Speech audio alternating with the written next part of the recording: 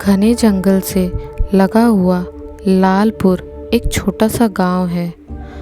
मुख्यमंत्री जी ने इस गांव में एक बड़ा सा अस्पताल बनवाने का वादा किया था, जिसके सर्वेक्षण के लिए डॉक्टर सिद्धांत माथुर को लालपुर गांव जाना पड़ा। शहर से गांव की दूरी लगभग 40 किलोमीटर थी। घने जंगल के पास लालपुर स्थित है, इसीलिए वहाँ पर आवश्यक वस्तुएं प्राप्त नहीं हो पाती हैं। दिन में डॉक्टर माथुर ने गांव के गणमान्य नागरिकों के साथ बैठक की, फिर एक सर्वेक्षण रिपोर्ट तैयार करके अपनी कार से शहर के लिए रवाना हो गए। किंतु लालपुर से 2 किलोमीटर की दूरी पर उनकी कार खराब हो गई। पास ही उन्हें फॉरेस्ट का रेस्ट हाउस दिखाई दिया। शाम का धुंधलका छाने लगा था। पंछियों का झुंड घोंसलों की ओर लौटने लगा था।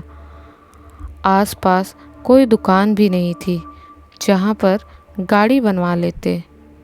रेस्ट हाउस के अंदर गए तो वहां चौकीदार मिला।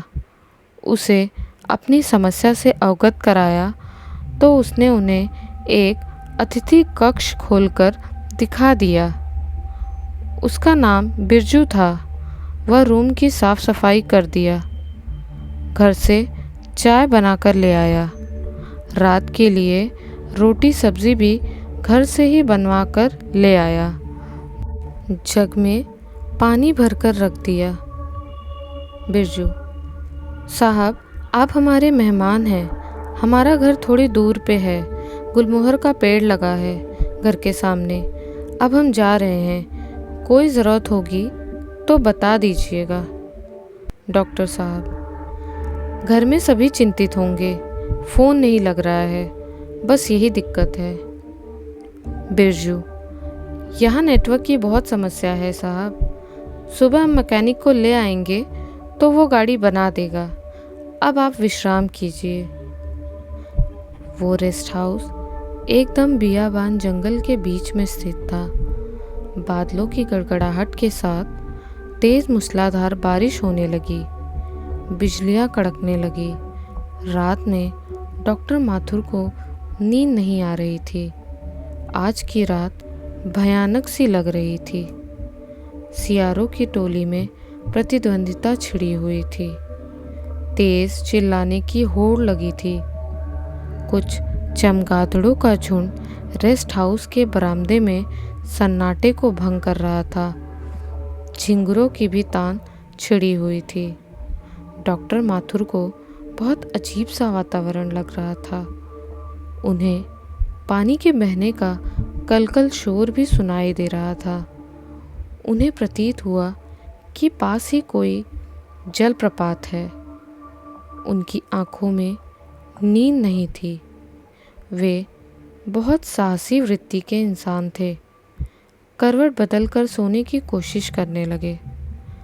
आधी रात में उन्हें बाजू वाले कमरे से किसी के रोने की आवाज़ सुनाई दी। उस कमरे में जाकर देखा तो कोई स्त्री रो रही थी और पलंग पर कोई बच्ची सोई हुई थी। उन्होंने पूछा, इस बच्ची को क्या हो गया? उस स्त्री ने घूंघट काढ़े हुए धीमे स्वर में कहा, जी बाबूजी, इसे बुखार हो गया है।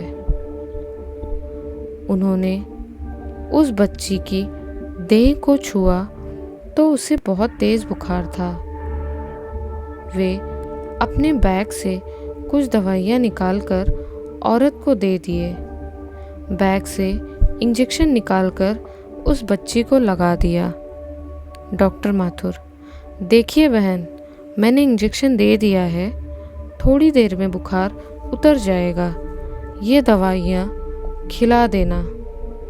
मैं बाजू वाले रूम में रुका हूँ। कोई चिंताजनक स्थिति होगी तो अवश्य मुझे जगा देना। हाँ, ये बताओ, बच्ची के पिता कहाँ गए हैं? औरत, बाबूजी, वो काम से शहर गए हैं।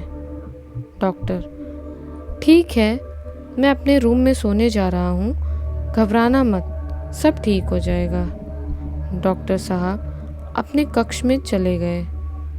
सुबह पंछियों की चहचहाहट से नींद खुल गई।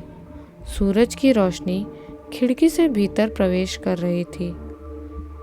बिरजू, डॉक्टर साहब राम राम, आप मुँह धो लीजिए, फिर गर्मा गर्म चाय पी लीजिए। बारिश बंद हो चुकी थी। कुछ पेड़ों से बूंदें टपककर नीचे गिर रही थी। सूरज की रोशनी से सारी प्रकृति बहुत सुंदर लग रही थी। सुबह बिरजू उनके लिए गर्मा गर्म चाय बनाकर ले आया था। चाय पीते हुए डॉक्टर बाबू को रात की घटना याद आ गई। उन्होंने पूछा, बाजू वाले रूम में जो परिवार रहता है, उस बच्ची की तबीयत कैसी है? बिरजू, किसका जिक्र कर रहे हो बाबूजी? बिरजू की आंखों में विस्मय झलक रहा था। डॉक्टर साहब ने रात की सारी बात बता दी। बिरजू का चेहरा भय से पीला पड़ गया। बिरजू, डॉक्टर साहब, वह रूम तो बरसों से बंद पड़ा है। उन्हें बिरजू की बात पर विश्वास नहीं हो रहा था। दिन के प्रकाश में बाजू वाले कक्ष की ओर वो लोग गए। दरवाजे पर जंग लगा हुआ ताला लटक रहा था। उसे तोड़कर भीतर गए तो पूरा कक्ष धूल से भरा हुआ था। जगह जगह जाले लटक रहे थे। वे हतप्रभ रह गए। अचंभे वाली बात यह थी कि उनकी दी हुई दवाइयाँ मेज पर पड़ी हुई थी। इंजेक्शन की सिरिंज भी वहीं पड़ी हुई थी। वे उनके सच्चे होने का प्रमाण थी। बिरजू, डॉक्टर साहब, करीब 10 साल पहले यहाँ पर एक चौकीदार था, बंशी। वो अपने परिवार के साथ रहता था। उसकी एक बिटिया थी, सीपी। वह बहुत प्यारी बिटिया थी। उम्र 8 साल की रही होगी। फॉरेस्ट बंगला के पीछे एक झरना बहता है। उस समय वह बहुत तेज बहाव के साथ झर रहा था।